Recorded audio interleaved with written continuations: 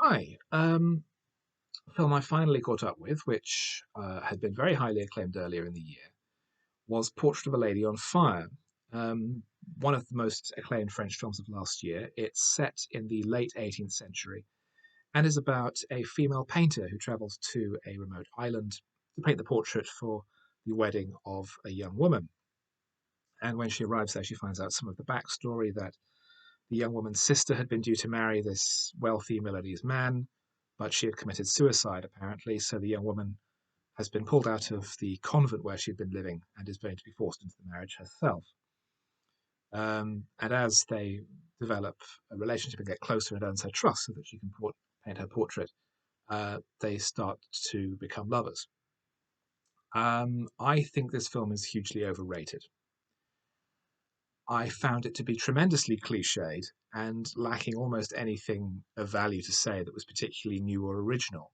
It makes points about how women are confined by society, how they are not allowed in certain walks of life. The painter remarks at one point that she's not allowed to paint nude men because society is structured in order to keep women away from the things that make real art, which makes me wonder whether or not Van Gogh or um, Turner ever painted nude men, and I'm fairly sure they didn't.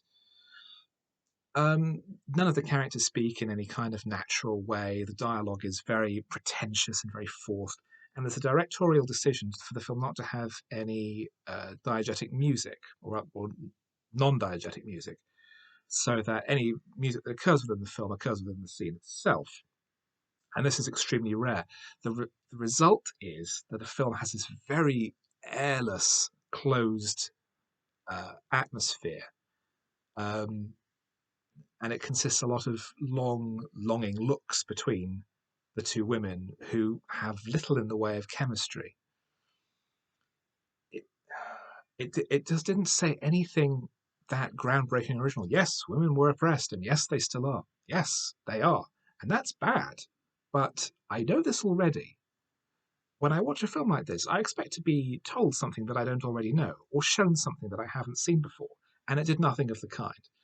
I can't help feeling that if this film had been made in English, it would have been kicked around town for stating the bleeding obvious. I cannot really understand what it is about this film that people have found so attractive.